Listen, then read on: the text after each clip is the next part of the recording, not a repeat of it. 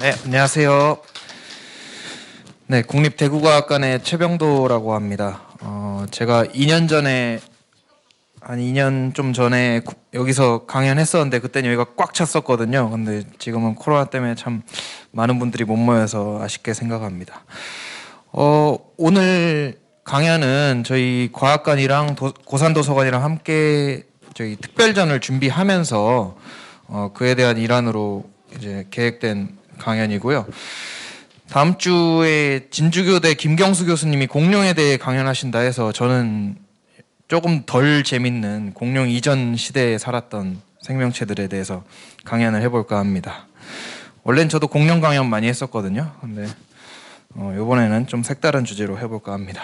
그러면 강연을 시작하기 앞서 저는 이제 주로 국내 이제 공룡 시대 때 살았던, 공룡이랑 함께 살았던 다른 동물들 연구를 많이 했었고요. 저 사진 되게 어려 보이죠? 10년 전이에요.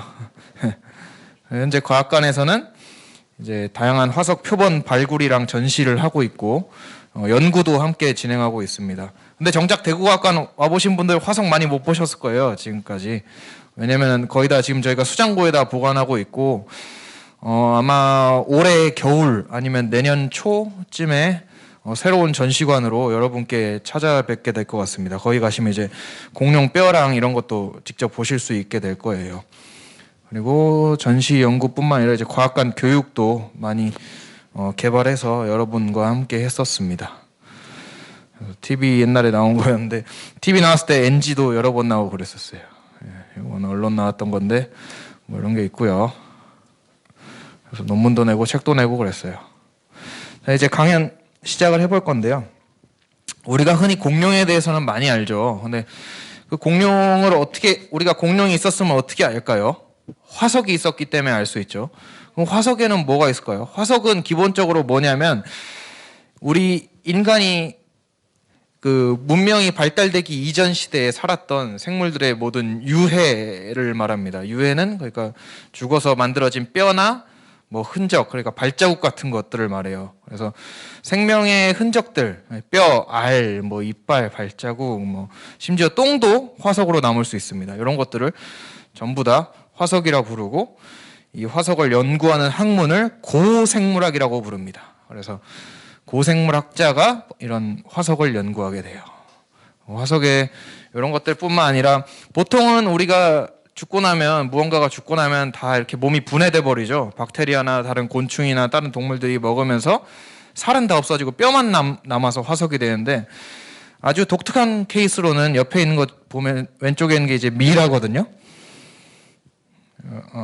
여기 미라예요. 이게 그 매머드 새끼입니다. 새끼 매머드가 이제 시베리아 영구 동토층에 그대로 죽은 다음에 얼어서 만들어진 미라입니다. 지금도 많이 발견돼요. 근데 요즘에 특히 이게 많이 이런 매머드 미라가 많이 발견되는데 왜 많이 발견될까요? 네, 지구온난화 때문에 그 땅이 녹아가지고 얘네가 점점 발견하기가 쉬워져서 발굴 비용이 싸졌습니다. 그래서 구매 비용도, 그러니까 어디 박물관이나 이런 데서 매머드 이런 거 구매하려면 아주 좀 더 싼 가격에 살 수 있다고 해요. 요거는 이제 호박이라는 건데요. 우리가 흔히 먹는 호박이 아니라 그 여러분 등산하시다가 소나무 만졌다가 끈적끈적한 거 이렇게 달라붙은 적 경험 있으신 분들 좀 있으실 거예요. 그게 이제 송진이잖아요. 그 송진이 굳어서 만들어진 게 호박입니다. 근데 요 송진에 가만히 앉아 있다가 이런 벌레들이 그대로 이제 그 송진에 이렇게 파묻혀 버리는 경우가 있습니다. 그러면 이렇게 완벽한 형태로 화석으로 남게 됩니다.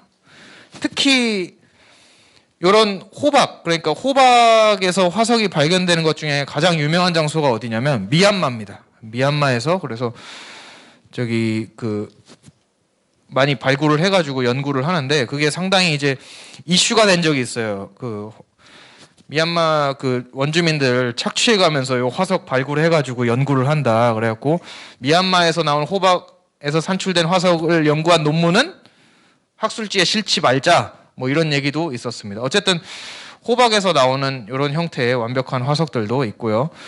요 호박에 갇힌 모기에서 모기가 빤 피를 추출해서 공룡을 복원한다는 내용의 영화가 쥐라기 공원이죠. 물론 허구입니다.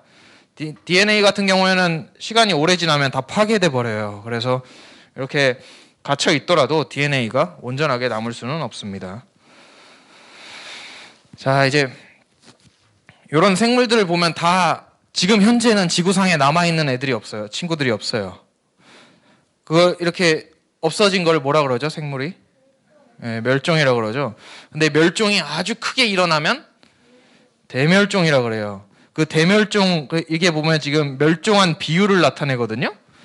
제일 많이 멸종한 게 고생대 페름기라는 시대 때 멸종한 건데, 이런 시대별로 멸종한 포인트를 찍어서 지질 시대를 나눕니다. 그래서 우리가 흔히 뭐 지구과학 시간에 지루하게 배웠던 이런 시대들 있잖아요. 요거 다 이런 극적인 대멸종 사건을 통해서 나누는 겁니다. 그리고 새로운 생명체가 등장하는 시점을 기준으로도 합니다. 그래서 오늘 우리가 알아볼 지질 시대는 이 여러 시대들 중에서 공룡이 탄생한 중생대 이전의 고생대란 시대입니다. 고생대는 지구 역사가 46억 년인데 그 중에 5억 4천만 년 전부터 시작을 해요. 그래서 한 2억 5천만 년 전까지 한 2억여 년 동안 지속이 됐는데, 지구 46억 년, 그러니까 지구가 46억 살이죠. 그 나이 중에 6.3% 정도를 차지합니다. 나머지 그 이전 시대는 정말 긴데 크게 볼 일이 없었어요. 생명체를. 자, 그럼 그거에 대해서 좀 들어가 볼게요. 아주 옛날에는요, 지구상에 아무것도 없었습니다. 근데 여기 지금 뭐 오돌토돌한 것들 보이시죠? 아, 누가 그랬어요 방금? 스트로마톨라이트. 똑똑하네요. 네, 스트로마톨라이트입니다. 이게 이제 원시 생명체들이 모여서 만들어낸 일종의 그 군집이라고 보시면 되겠는데요. 요때는 지구상에 산소도 별로 없고, 그리고 이 대기 중에 지금은 우리가 오존층이 있어서 자외선을 별로 안 받고 살 수 있는데, 이 오존층이 없어서 자외선이 그대로 지구상에 내리쬐는 환경이었습니다. 여기 사람이 서 있으면 어떻게 될까요? 우리 지금 밖에 서 있다고 안 죽죠? 요때 서 있으면은 바로 피부가 막 타들어갔을 거예요. 지구 위에 있으면. 근데 이런 환경에서 생명이 나타났습니다. 그 중에 하나가 이런 스트로마톨라이트를 만들었던 시아노박테리아라는 조그만 박테리아들이었어요. 이 친구들이 광합성을 하면서 점차 이제 대기 중에 산소를 많이 만들어내서 나중에는 오존층도 생길 수 있었어요. 요거는 이제 살아있는 몇 안 되는 스트로마톨라이트입니다. 스트로마톨라이트가 우리나라에도 있었고 대구에도 있어요. 지금 다 근데 화석으로 남았고, 살아있는 스트로마톨라이트는 제일 유명한 게 여기 호주의 샤크베이라는 곳에 있습니다. 그래서 바닷속에 이렇게 스트로마톨라이트가 있는 걸 보실 수 있는데, 아주 미세한 하나하나의 박테리아들이 진흙을 모으면서 쌓인 구조입니다. 그래서 여기 한 1m 된다 치면 1m 쌓이기 위해서 몇만 년이 걸렸겠죠. 이렇게 지구가 탄생하고 나서 생명체들이 매우 단순한 형태였다가 약 6억 3천만 년 전쯤에 좀 이제 볼만한 친구들이 생겨납니다. 뭐 보기에는 되게 단순하게 생겼지만 이제 좀 생명체다운 생명체들이 지구상에 나타나기 시작해요. 요거는 이제 거의 다 동물입니다. 그전에는 동물 기록이 거의 없었는데 이제 동물들이 지구상에 많이 나타나기 시작해요. 여기가 어디냐면 이 생명체들이 처음 발견된 데가 이제 호주의 에디아카라라는 장소입니다. 그래서 에디아카라라는 장소에서 이름을 따서 에디아카라 생물군이라는 이름을 붙였는데, 여기서 스프리그라는 지질학자가 처음으로 이 화석들을 발견해요. 근데 맨 처음에 발견했을 때는 아무도 신경을 안 썼어요. 이게 무슨 화석이냐 그랬는데, 나중에 정밀히 연구해 본 결과 이게 정말 생명 진화에 있어서 획을 긋는 아주 중요한 발견이구나, 그거를 알게 됩니다. 그래서 고생대라는 시대 이전에 약 5억 2천만 년 전 이전에는 다양한 생명체가 없고 고생대가 들어서면서 갑자기 많은 생명체가 들어섰다 생각했는데, 이미 그 전에 상당한 생물들이 번성하고 있었다는 걸 알 수 있었어요. 에디아카라는 여기입니다. 이제 호주 엄청 크죠. 호주 대륙 거기서도 이제 남쪽 애들레이드 근처에 있는 동네입니다. 여기서 발견된 것들은 이런 건데요. 보면 요건 무슨 해파리 같이 생겼죠. 예, 바닥을 기어다니던 동물이었고요. 요거는 이제 육지에 여기 이제 이쪽 부분을 고착해서 막 미역처럼 이렇게 물속에서 팔랑거리는 동물이었습니다. 요거는 우리가 흔히 아는 삼엽충처럼 생겼어요. 근데 정확하게 어디 속하는지는 아무도 모릅니다, 현재. 요건 진짜 삼엽충 같이 생겼죠. 아마 이런 동물들이 나중에 진화해서 이제 우리가 흔히 아는 벌레들, 그러니까 절지동물 이런 걸로 진화했을지 모르겠습니다. 네. 그러다가 이제 고생대라는 시대로 들어오는데, 고생대에서도 캄브리아기라는 시대에 동물들이 갑자기 우리가 흔히 아는 뭐 절지동물, 뭐 척추동물 이런 동물들이 생겨나기 시작했습니다. 보면 근데 이제 고생대라는 시대에 생명체가 이제 많이 진화했다는 걸 가장 잘 보여주는 화석지가 이제 캐나다에 있는 버제스 셰일이라는 곳인데요. 여기는 이제 세계 자연유산으로 선정이 돼 있어요. 이 아주 완벽한 화석들이 많이 발견되기 때문에 그 중요성을 인정받아서 세계 자연유산으로 이제 인정이 되었고, 여기서 이렇게 화석을 발굴하는데요. 옛날엔 여기가 바다였거든요. 5억 한 2, 3천만 년 전엔. 근데 이제 육지가 이제 이렇게 위로 솟아나면서 지각 변동에 의해서 이제 산이 됐습니다. 로키 산맥에 있는 곳이고요. 보면은 여기서 이제 파보면 옛날 바다에 살았던 생명체 화석이 이렇게 나옵니다. 제일 많이 나오는 게 이런 삼엽충이에요. 그러면 과학자들이 어떻게 하냐면 여기를 헬리콥터를 타고 가요. 헬리콥터를 타고 막 장비랑 뭐 몇 박 며칠 동안 자면서 이제 먹을 음식이랑 텐트랑 이런 거 다 들고 갑니다. 그 다음에 베이스 캠프를 차리고 올라가서 화석을 발굴해요. 그 다음에 이제 밤 되면 숙소로 가서 자고. 근데 여기가 로키 산맥이다 보니까 산에 이제 뭐가 있냐면 곰이 있어요. 불곰이. 그래서 텐트 주변에 전기 울타리 치고 잡니다. 발굴을 하고 또 어디서 화석이 나왔는지 정확한 지점을 체크를 하고, 이게 또 지층이다 보니까 이 층마다 정확하게 어디서 화석이 나왔는지 기록을 해야 되거든요. 그것까지 이제 하고 연구실로 가져와서 연구를 해서 논문을 냅니다. 그래서 지금 요 앞에 보이는 이분인데 이제 장 베르나르 카롱이라고 해서 이제 로얄 온타리오 박물관이라고 캐나다에 있는데 그 박물관에 있는 이제 박사님이세요. 요즘에 가장 이제 캐나다에서 나오는 캄브리아기 화석을 열심히 연구하시는 분입니다. 요거는 이제 뭔지 모르겠죠. 처음 보면. 나중에 복원해 보니까 이런 커다란 절지동물의 화석임을 밝혀냈습니다. 현장에선 발굴을 다 이렇게 해요. 이렇게 망치 가지고 쪼갭니다. 돌을 세로로 세워서. 여기 버제스 셰일에서 발견된 화석들을 복원한 걸 보면 현재 살고 있는 생물들이랑은 아주 다르게 생겼습니다. 요거는 이제 오파비니아라는 친구인데 눈이 5개 달렸어요. 눈이 5개 달렸고 여기 코끼리 코같이 생긴 게 있는데 요걸로 이제 먹이를 잡아서 이대로 삼키는 게 아니고 이거 잡아서 입이 여기 있어서 일로 가져갑니다. 그래서 섭취를 하고요. 그걸 어떻게 알았냐면 요 맨 처음에 화석이 나왔을 때 요 화석 표면을 치과용 드릴 같은 걸로 조금씩 파냅니다. 파내면 그 내부가 보여요. 내부에 보니 여기에 입이 있었고 이렇게 소화관이 갔다는 것을 알아낼 수 있었습니다. 이거는 할루시게니아라는 친구인데요. 이게 맨 처음에 발견됐을 때 정확하게 어느 쪽을 다리로 해서 기어갔는지 몰랐습니다. 근데 나중에 알고 보니 이쪽이 다리였어요. 지금 그러니까 거꾸로 돼 있는 거죠. 그 다음에 이거는 몸을 보호하는 가시였습니다. 살아있을 때 모습을 복원했을 땐 이런 형태예요. 이게 실제 화석은 정말 작습니다. 작아가지고 현미경으로 관찰해서 연구를 해야 해요. 근데 이 친구들이 5억 년 전에는 바다에 살았는데 이 친구들의 후손이 지금은 어디 살고 있냐면 육지에 살고 있어요. 육지에서도 그 좀 습한 숲, 이제 낙엽 같은 데 이렇게 숨어서 살고 있습니다. 이 동물은 이제 유조동물이라고 그래요. 유조동물. 그리고 또 버제스 셰일에서 발견된 화석들 보면 요거는 이제 넥토카리스라는 애인데요. 카리스라는 뜻이 새우거든요. 맨 처음에 발견됐을 땐 새우인 줄 알았어요. 이런. 나중에 좀 더 연구를 해보니까 다리가 이렇게 길게 2개 있는 이제 오징어 같은 친구였음을 알게 됩니다.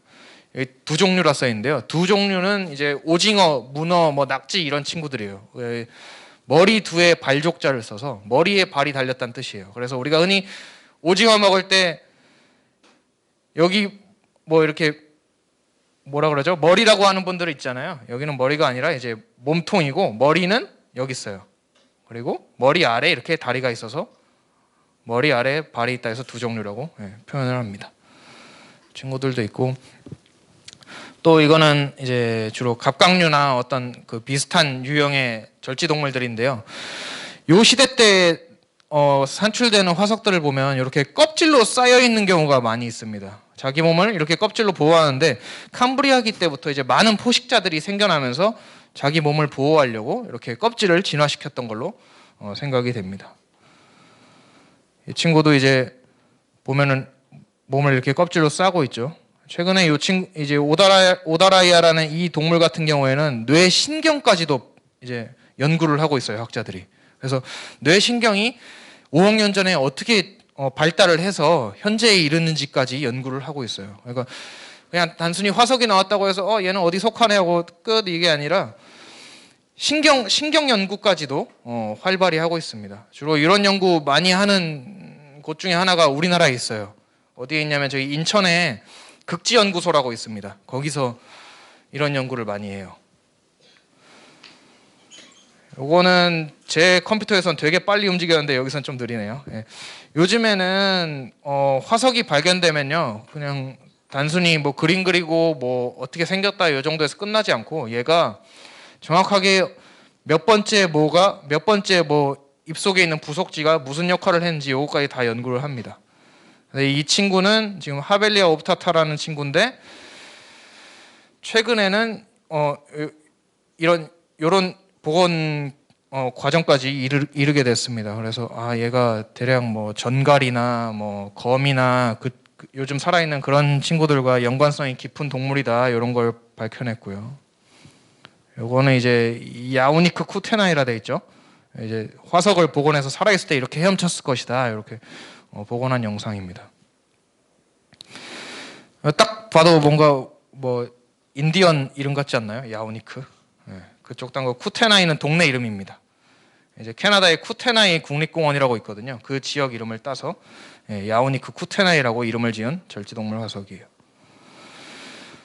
여기서 발견된 것 중에 가장 독특한 화석이 뭐냐면 아노말로카리스라는 친구인데요. 아노말로카리스는 이상한 새우라는 뜻입니다. 카리스가 아까 새우라고 그랬죠. 아노말로는 이상한이란 뜻이고요. 옛날에 화석이 맨 처음에 발견됐을 때 요것만 잔뜩 발견됐어요. 딱 봐도 새우같이 생겼죠. 우리 그 머리 떼낸 새우같이 생겼죠. 근데 새우라면 여기에 소화관이 지나간 흔적이 보여야 되는데 전혀 보이지 않았어요. 다리도 일반적인 갑각류의 다리라 부르기에는 이렇게 막 갑각류 다리 보면 막 여러 개 이렇게 좀 이렇게 구분이 돼 있죠, 마디가. 근데 그런 게 전혀 없었어요. 그렇게 있다가 일단 얘는 잘 모르겠다 어디 속하는지 그러고 있었고 그 다음에 요 해파리 같이 생긴 게 엄청나게 또 많이 발견됐어요. 그래갖고 이건 또 어디 속할까? 이렇게 학자들의 궁금증을 자아내다가 한 수십 년이 흘러서 완벽한 화석이 발견됩니다. 여기 보면은 여기 방금 보여드렸던 새우가 한 마리 달려있죠. 그리고 이쪽에서는 그 해파리 같은 게 나왔어요. 요게 새우, 그리고 요게 해파리. 근데 이 새우에다 아노말로카리스라는 이름을 붙였거든요. 그래서 맨 처음에 붙인 이름이 화석에는 그 유효합니다. 그래서 이 친구의 전체적인 화석을 발견했을 때 이름을 요 이름 하나에서 그대로 따서 아노말로카리스로 유지를 했고요. 이 친구를 복원했을 때는 이런 모습이었습니다. 보면은 눈 이렇게 2개 달려 있고, 보면 여기 눈 있죠? 여기. 요거는 이제 지느러미 같은 역할을 한 건데요. 여기 보면 이렇게 있고, 다리는 없었어요. 이 친구는 다리는 없고, 버제스 셰일, 그러니까 캐나다 버제스 셰일에서 발견된 화석 중에 가장 크고요. 한 60cm 정도 되고요. 가장 포악한 포식자였던 걸로 생각이 됩니다. 이 아노말로카리스에 속하는 친구들을 라디오돈타라 부르는데요. 라디오돈타는 뭐냐면 입이 이렇게 방사형을 띠고 있다 그래서 라디오돈타라는 이름을 붙였습니다. 그래서 지금 보면 이게 아노말로카리스고요. 요거 이제 아노말로카리스의 친척들입니다. 이 친구들은. 여기 보면 이 아까 이상한 새우라고 했던 요 부속질을 이용해서 이렇게 삼엽충 같은 자기 먹이를 붙잡고 입으로 가져가서 요 동그란 입으로 부셔버렸어요. 부신 다음에 삼켰던 걸로 생각이 됩니다. 그래서 고생대 캄브리아기 바다에서 가장 유명하고 그리고 가장 포악했던 동물이 이 아노말로카리스와 그 친척들이라고 보시면 되겠습니다. 이 아노말로카리스 눈을 보면요, 우리가 흔히 요즘 보는 절지동물 눈이랑 거의 똑같거든요. 이걸 봤을 때 절지동물의 기본 구조인 이제 다리 보면 다리가 아까 되게 여러 마디로 나눠져 있다 그랬잖아요. 그런 거랑 몸이 엄청나게 이렇게 세분돼 있는 그런 절지동물의 흔적보다도 눈이 아마도 절지동물에 있어서 진화가 좀 더 빨랐을 것이다, 그렇게 보고 있습니다. 물론 지금 보면 약간 마디가 가 있긴 해요. 여기 이제 캄브리아기 바다에 살았던 생물들의 이제 사이즈를 비교한 건데요. 큰 놈들은 정말 커요. 엄청 크죠. 삼엽충 중에 제일 큰 거는 한 72cm 정도 되는데 그건 좀 이따 보여드릴게요.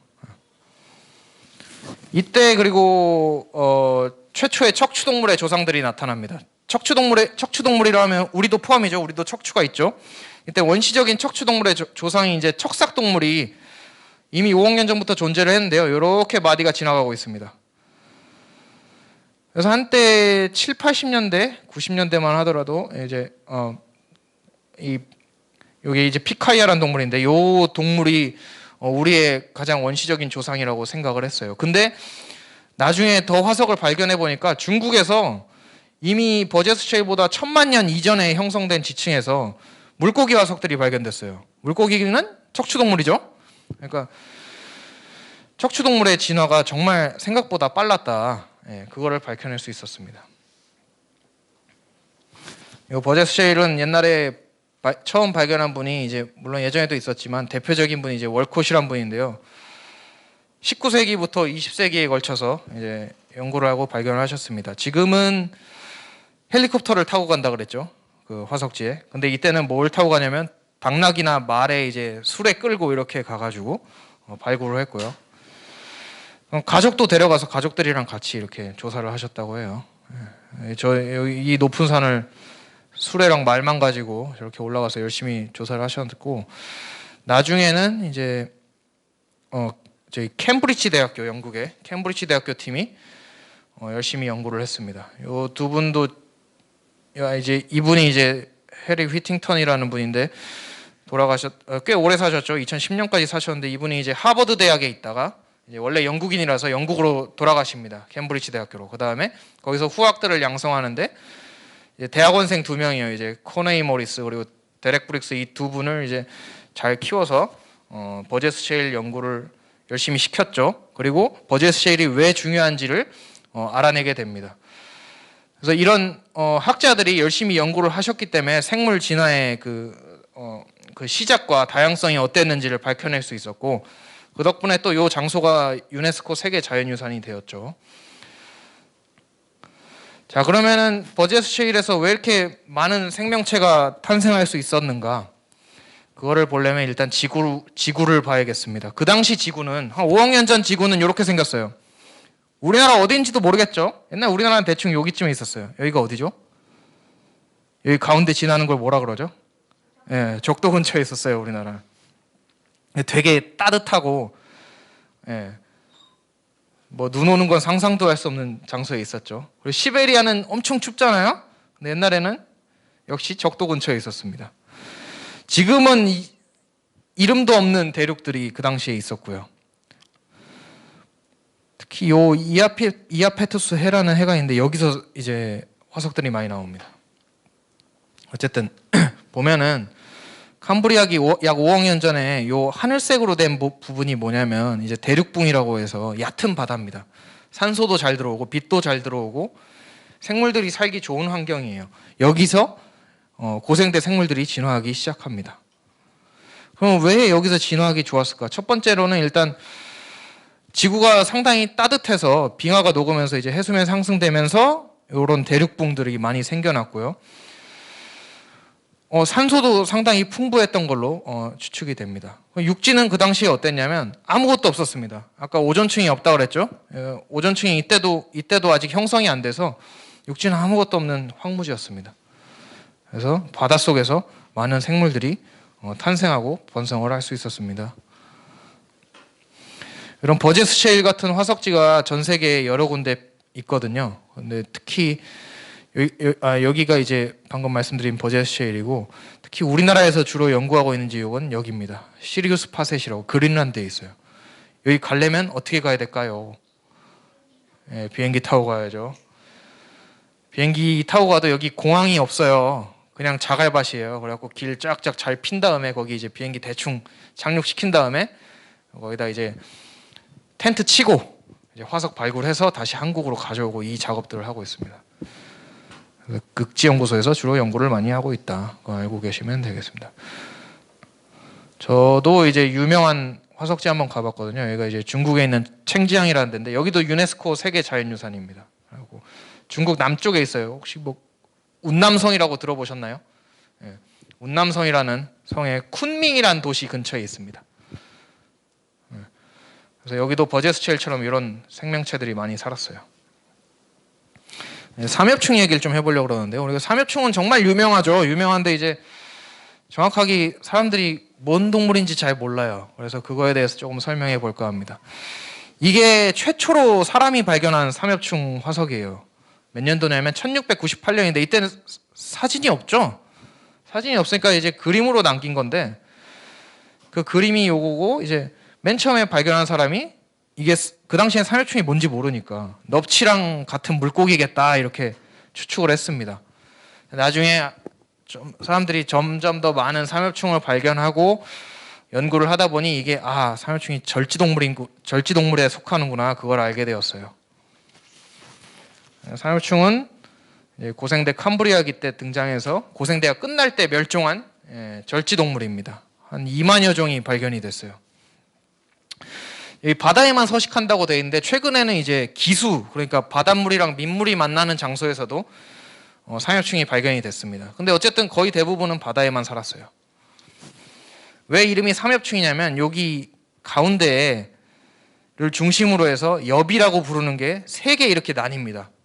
이 엽이 3개라고 해서 삼엽충이라고 불러요. 근데 이렇게 엽이 3개로 나뉘기도 하지만 머리, 가슴, 꼬리 이렇게 다른 절지동물들처럼 기본적인 3마디가 또 세로로 나눠져 있습니다.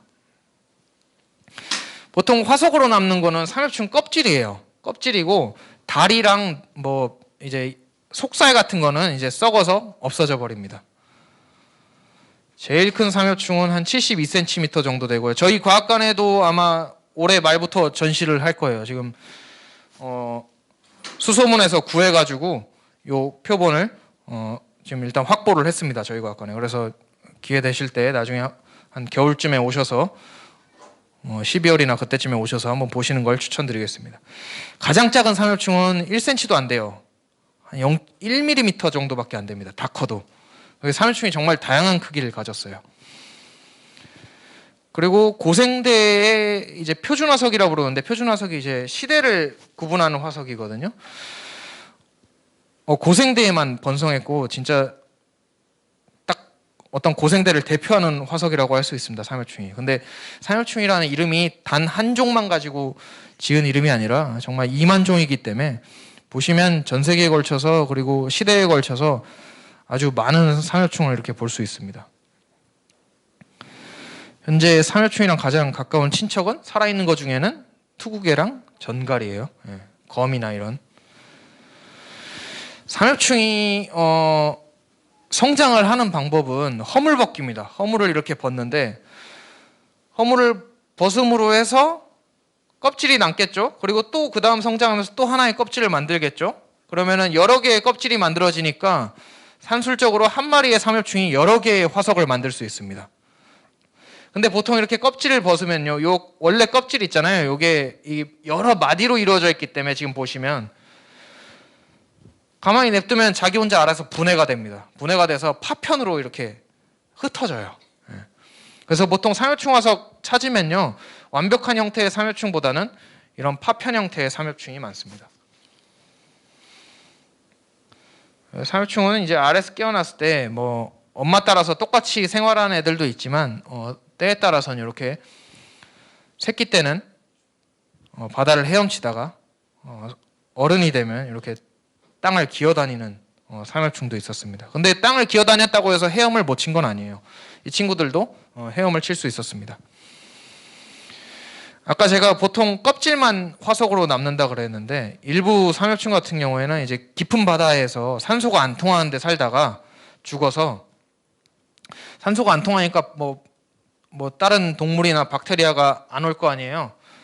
그러니까 요 썩을 수 있는 부위들을 안 파먹게 됩니다. 그게 이제 그대로 땅에 묻힌 채로 화석이 되면서 황철석으로 치환이 돼요. 치환이 이제 바뀐다는 뜻이거든요.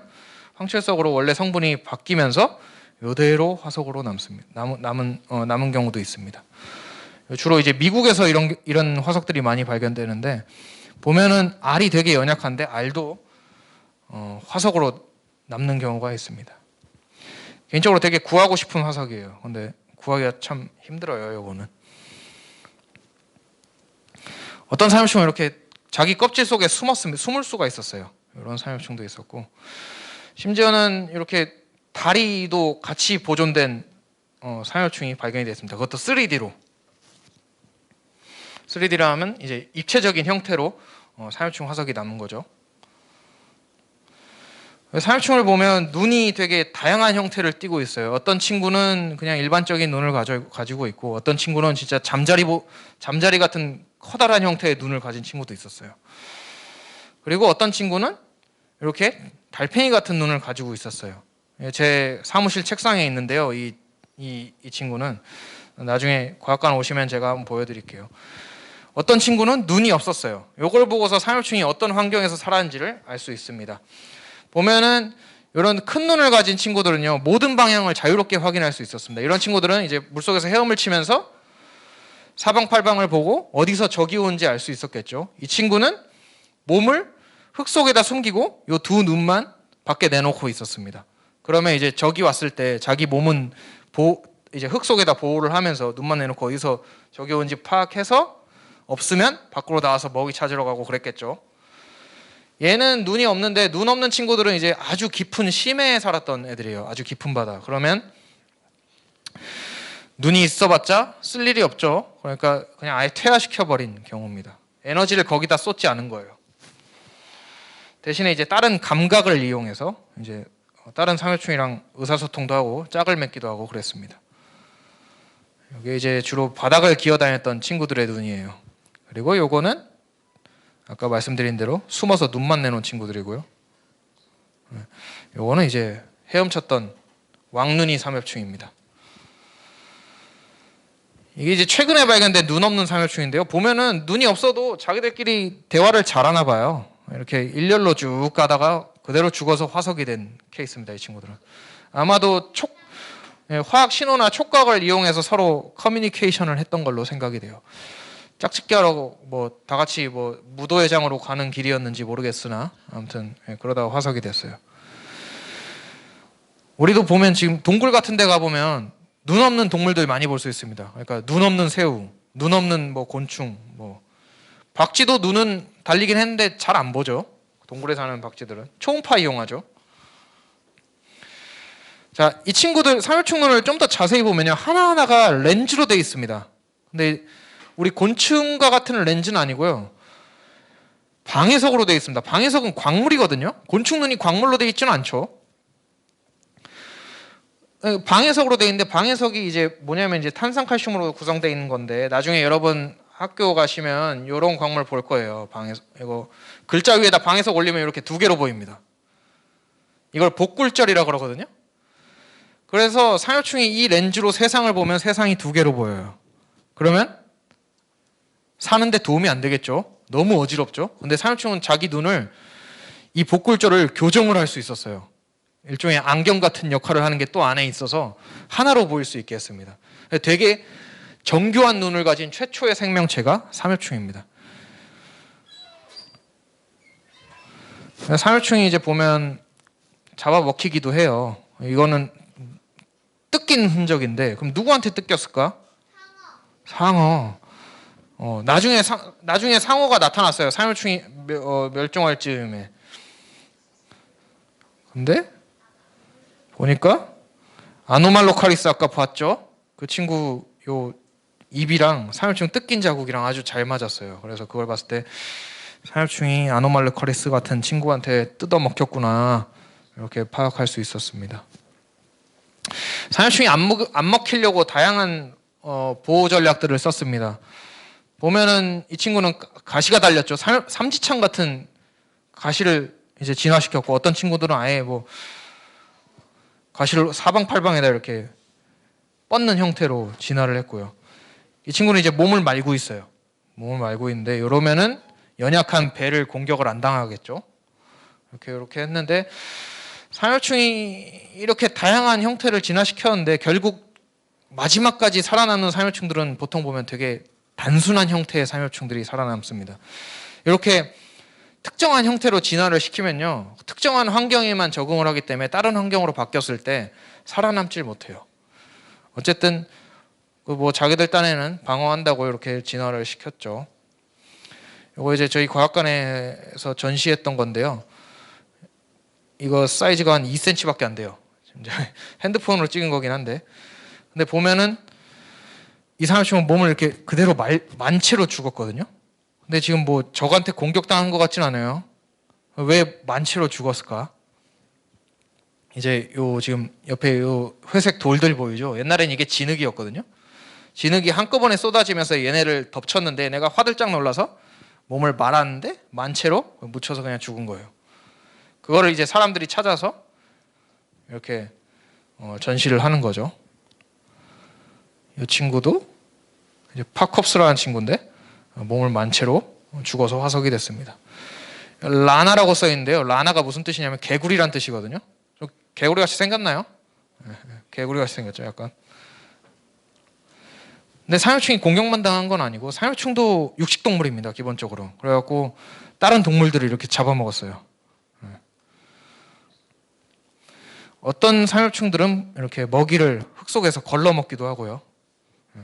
필터죠, 일종의 필터같이 해서 먹기도 하고요. 우리나라에서도 삼엽충 화석 상당히 많이 나옵니다. 상당히 많이 나오고 가장 많이 나온 데가 이제 강원도인데요. 강원도가 옛날에는 태백산 분지라고 하는 이제 바닷속 분지였고요. 적도 근처에 있었고 얕은 바다여서 얕은 바다에 살았던 삼엽충을 비롯해서 다양한 동물들이 그리고 식물들이 살았던 환경이었어요.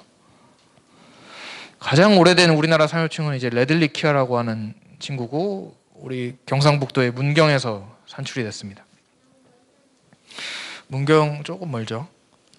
근데 이 삼엽충들이 왜 중요하냐면 삼엽충이 진화를 상당히 빨리 하고 다양하기 때문에 그 시대를 구분하는데 아주 유용합니다. 유용하고 그리고 다른 지역에서 발견된 삼엽충과 비교를 통해서 그 지리적 위치를 알 수 있어요. 5억 년 전 지리를 어떻게 알지? 하는데 삼엽충을 포함해서 다른 동물들 연구, 그 다음에 이제 돌 연구 이런 거 다 합쳐서 지리를 복원해냅니다. 지도를. 그래서 어쨌든 그런 거 할 때 삼엽충이 큰 도움을 줍니다. 지금까지 한 200에서 300여 종의 삼엽충이 우리나라에서 보고가 됐어요. 지금 저희 강의 끝나고 보실 이제 특별전 전시된 화석들 중에 지금 우리 과학관에서 가져온 화석들도 이렇게 우리 국내에서 산출된 화석들을 지금 전시하고 있습니다. 지금 저 밖에서 전시하는 것들 다 국내 거예요. 예. 좀 이따 제가 그것도 한번 설명을 드릴게요. 이 정도 삼엽충, 우리나라에서 발견된 삼엽충 중에 상당히 큰 축에 속합니다. 특히 오른쪽에 있는 삼엽충 같은 경우에. 저희 과학관에서 이제 과학탐사 캠프 하면서 이렇게 영월 가서 직접 같이 삼엽충을 찾기도 했었어요. 올해는 안 할 것 같습니다. 작년에 2번을 했기 때문에. 대신에 이제 다른 뭐 백악기 화석 찾고 이런 거는 저희가 기획을 하고 있기 때문에 기회 되시면은 과학관 홈페이지에 들어가셔서 신청해서 같이 참여해 보시는 것도 좋을 것 같습니다. 이제 영월에 이제 야산 가서 화석을 찾는 모습인데요. 보면 이렇게 삼엽충 화석이 나옵니다. 그냥 돌 아무거나 들어도 그 돌 안에 삼엽충이 있어요. 파편이든 뭐 완벽한 거든. 보통은 파편 형태로 많이 나와요. 근데 요거는 작년에 개발했던 건데요. 이제 이렇게 삼엽충 찾는 수업도 만들기도 했었어요. 이거 이제 우리나라 화석은 아니고 이거는 이제 미국 유타에서 발견된 돌들 수입해가지고 그 돌 깨면서 삼엽충 찾는 수업입니다. 자, 이런 화석들도 있었고요. 삼엽충도 있고요. 그 다음에 이제 캄브리아기 말고 오르도비스기라는 시대가 있습니다. 캄브리아기 다음 시대인데요. 이때는 바닷속에 플랑크톤이 엄청나게 많아졌어요. 플랑크톤이 많아져갖고 먹을 게 풍부해지고 덕분에 동물의 다양성도 상당히 높아졌습니다. 높아져서 보면은 일단 얘는 바다 전갈이에요. 엄청 크죠? 현재의 전갈이랑은 별 상관은 없는데요. 전갈같이 생겨서 이제 바다 전갈이라는 이름이 붙었고요. 이 친구는 코노돈트라는 원시 어류입니다. 요 이빨들이 되게 중요해요. 이 이빨들을 추출해가지고 보면요. 이게 이제 앞정핀이거든요. 앞정핀에 이 화석들을 올릴 수 있어요. 이빨을. 저는 이제 대학원 말고 대학교 다닐 때 요거를 맨 처음에 공부를 했었어요. 졸업 논문 쓰기 위해서. 이걸 석회암에서 추출을 해요. 빙초산에 석회암을 녹이면 가루들이 있는데 그 가루들에서 일일이 현미경 봐가면서 요 이빨을 뽑아내는 거예요. 이 이빨이 맨 처음에는 왜 이런 형태를 가지고 있을까 사람들이 되게 궁금해했는데 나중에 이 완벽한 몸의 화석이 발견되면서 아, 물고기의 이빨이었구나 그걸 확인할 수 있었습니다. 아무튼 이 이빨을 연구하는 게 상당히 중요한데요. 삼엽충보다 더 시대를 구분하는 데 유용하기 때문에 학자들이 아주 좋아해요. 옛날에는 석유 찾을 때도 많이 활용을 했습니다. 요게 이제 제가 과학관에서 옛날 이 코노돈트 공부하던 시절을 못 잊고 이제 요거 만드는 분한테 부탁해가지고 코노돈트 이렇게 모델을 만들어서 지금 과학관에 가지고 있어요. 그리고 오르도비스기라는 시대 때 보면 이런 두 종류들이 많아요. 오징어 같이 생긴 친구들. 근데 오징어 같은데 꽃갈콘 같은 모자를 쓰고 있죠. 이게 이제 보통은 이런 몸통이랑 머리는 다 썩어서 없어지고 요 꽃갈콘 같은 이 몸통 부분만 화석으로 남습니다. 그래서 지금 과학관에서 가져온 화석들 지금 좀 이따 뒤에 가서 보실 수 있고요. 아까 그 무서운 아노말로카리스의 후손들이 오르도비스기까지 살아남았는데 이 시대 때 아노말로카리스 친척들을 보면요. 막 옛날처럼 삼엽충 뜯어먹고 그런 친구들이 아니라 덩치는 훨씬 커졌는데 보면은 좀 안 무섭게 변했어요. 이런 형태의 부속질을 가지고 있거든요. 좀 빗자루 같죠? 이게 어디에 쓰이냐면 이제 플랑크톤 걸러먹는 데 썼던 부속지입니다. 그래갖고 다른 동물들을 마구잡이로 잡아먹는 게 아니라 이런 부속질을 이용해서 플랑크톤을 걸러먹는 식으로 바뀌었던 걸로 생각이 되고요. 아까 말씀드렸다시피 이때 플랑크톤이 엄청나게 많아지면서 동물들이 이렇게 다양해질 수 있었습니다. 오르도비스기라는 시기가 지나고 이제 또 실루리아기라는 시대도 있고 그다음에 데본기라는 시대도 있는데 데본기라는 시대로 잠깐 가보면 이때 이제 물고기가 그러니까 우리가 흔히 하는 물고기 같은 친구들에서 이제 우리가 개구리 있죠. 개구리 같은 이제 양서류로 진화를 하기 시작합니다. 보면 이게 틱타알릭이라는 친구인데요. 물고기랑 양서류의 형태를 모두 가지고 있는 화석입니다. 보면 점차 이제 팔뼈가 이제 강화되고 양서류로 진화하는 형태를 보이게 되는데 보통 물고기들 보면은 목을 못 움직이거든요.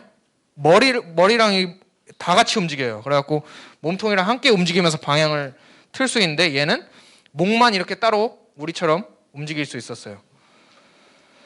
육지도 가끔 올라왔던 것 같아요. 그 다음에 팔뼈가 점차 강화되고 육지에 좀 더 적응을 잘하면서 나중에는 완벽한 양서류로 진화를 하게 되는데 여러 가지 가설이 있어요. 왜 물고기가 육상으로 올라오게 되었느냐. 첫째는 새로운 먹이를 찾아서 그러니까 곤충이나 이런 친구들이 육상으로 올라가게 되면서 이제 그런 먹이들을 좀 더 손쉽게 먹기 위해 육상으로 올라갔다는 가설도 있고, 두 번째는 이제 얘네가 살던 장소가 수초가 많은 이제 습지나 강이나 이런 데였기 때문에 이거를 해치기 위해서는 지느러미가 좀 더 강해져야겠구나 해서 그렇게 하다 보니 진화가 됐다는 것도 있고요. 그 다음에 물속에는 너무 위험한 포식자가 많았어요. 그래서 그거를 피하기 위한 것도 하나의 이유가 되겠습니다. 제가 봤을 때 이 세 개가 다 합쳐져서 결국엔 얘네가 위로 올라갔던 것 같아요. 근데 물고기 전부가 올라간 게 아니라 일부가 올라간 거죠. 예, 나머지 물고기들은 그대로 물속에 살았습니다. 요 화석을 어디서 발견했냐면은 저기 그린란드 근처에 있는 엘스미어라는 섬에서 발견했는데요. 아무것도 없죠. 여기도 역시나 비행기 타고 따로 가야 됩니다. 가서 아무것도 없을 것 같은 땅을 파서 화석을 발견해서 이제 연구를 하는 거예요. 이분이 이제 요 화석 하나 발견해서 아주 전 세계적인 스타가 되었습니다. 그리고 틱타알릭에서 좀 더 진화한 형태의 친구들은 이렇게 완벽한 형태의 이제 육상 동물이 되었습니다. 이 친구는 저기 밖에서 보실 수 있어요. 좀 이따 모형으로. 그리고 이제 석탄기란 시대가 되는데요. 석탄기는 말 그대로 석탄이 많이 나왔던 시대여서 석탄기란 이름이 붙었어요. 우리나라도 마찬가지인데 옛날에 한 3억 년 전에 3억 5천만 년에서 3억 년 전에는요. 우리나라 포함해서 숲이 엄청나게 많았습니다. 양치식물이고 뭐 이런 식물들이 빽빽하게 자라서 살았고 산소 농도도 상당히 높아서 이 잠자리 같은 경우에는 산소 농도가 높은 만큼 크게 자랄 수 있었어요. 그래갖고 막 한 거의 5, 60cm 되는 잠자리가 하늘을 누볐습니다. 육상에는 파충류랑 양서류가 모두 번성을 했고요. 나중에 이 식물들이 다 죽어서 쌓이고 쌓여서 열과 압력을 받아서 형성된 게 우리가 지금 쓰고 있는 연탄이나 이런 석탄이죠. 그래서 이 석탄은 옛날 석탄기 때 지구상에 번성했던 식물들의 잔해입니다. 그래서 석탄 이런 채굴 하는데 근처 보면 식물화석도 많이 나와요. 그리고 이건 페름기라는 시대의 모습인데요. 보면 페름기 때는 이제 이런 희한한 형태의 파충류나 뭐 파충류의 친척들이 많이 살았습니다. 이거는 양서류예요. 양서류인데 이 친구는 이제 이름이 디플로카울루스라는 친구인데 보면은 뭐같이 생겼죠? 머리가 삼각형이죠? 근데 왜 이럴까요? 왜 이런 형태를 가지고 있을까요? 머리를 좀 더 넓게 하면 육식동물이 자기 삼키기 힘들겠죠? 아마 그런데 쓰지 않았을까 생각이 돼요. 요거는 이제 이노스트란 캐비아라는 동물인데 공룡은 아닌데 되게 날카로운 송곳니를 가지고 있죠. 아주 포악한 포식자였습니다. 이 시대 때 주로 번성했던 동물들이 이제 단국류라고 해요. 옛날에는 이제 포유류형 파충류라는 표현을 많이 썼는데 이 단국류에 속하는 것 중에 지금도 아주 열심히 살고 있는 것들이 있는데 그게 뭐냐면 우리예요. 이 친구들의 후손이 우리로 진화를 했습니다. 친구가 아니라 이제 할아버지라 할머니라 해야겠죠. 단국류는 뒤에 이제 눈이 있으면 뒤에 구멍이 하나 있고 이제 뭐 활처럼 생긴 구조가 있어서 단국류라고 부르는데요. 우리도 요 단국류에 속해요. 그래서 우리도 요 뒤에 뼈 보면 이쪽에 구멍 하나만 있죠. 공룡은 구멍이 하나 더 있습니다. 그래서 단국류가 아니라 이국류라고 부릅니다.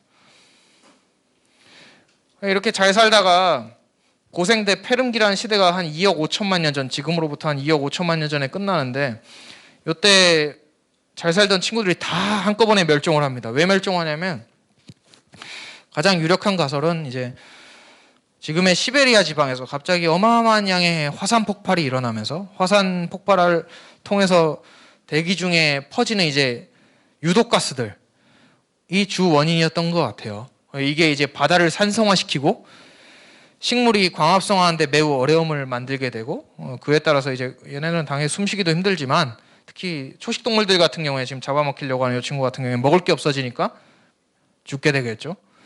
얘네 죽으면 맨 처음에 좋은 건 얘네죠. 손쉽게 사냥할 수 있으니까 육식동물들은. 근데 육식동물들도 점차 먹을 게 없어지니까 당연히 죽음을 맞이할 수밖에 없습니다. 특히 이런 육식동물들은 칼로리 소모가 되게 심한데 먹이 섭취 제대로 안 하면은 그냥 굶어 죽거든요. 그래서 아주 멸종에 취약했을 걸로 생각이 됩니다. 그래서 지금 우리 지구로 따졌을 때 우리가 살고 있는 지구로 따졌을 때 약 95%의 95%의 생명체가 모두 멸종을 하게 됩니다. 그래서 아주 일부 동물만 살아남게 돼요.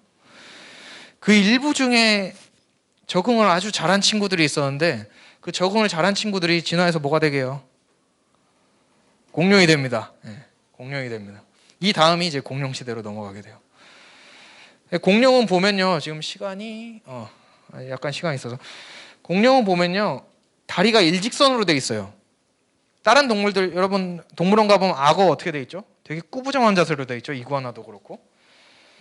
근데 공룡은 우리 인간처럼 일직선으로 된 다리를 가지고 있습니다. 그럼 뭐가 좋을까요? 이동하기가 되게 편해요. 이동하기가 정말 편해가지고 여기저기 다 갈 수 있고 장거리 이동도 아주 손쉽게 할 수 있습니다. 그게 아주 좋아요. 그리고 골반을 보면요, 골반에 구멍이 있는데 이 골반 구멍에 요 허벅지 뼈가 쏙 들어갑니다. 그래갖고 구멍과 이제 소켓이라고 그러죠. 그게 딱 구조가 되는데 그 구조를 가진 생명체가 지금 지구상에 딱 하나 있어요. 그게 뭘까요? 네, 맞아요. 새예요. 공룡이 진화해서 새가 됩니다. 물론 깃털이 있는 공룡들을 보고 새가 진화한 것도 물론 알 수 있죠. 아무튼 그 다음에 공룡 시대가 되고요. 이제 바다에는 해양 파충류가 번성을 하게 됩니다. 공룡이랑은 상관없어요, 이 친구들은. 공룡 친척이라고 볼 수는 있겠습니다. 그리고 하늘은 익룡이 지배하게 됩니다. 가장 큰 익룡은 진짜 이만했어요. 거의 기린만한 익룡이 살았습니다. 사람이 여기 서 있으면 그냥 한 입에 먹어버리겠죠. 그런 친구들이 있었습니다. 강의는 여기까지 하고요. 저랑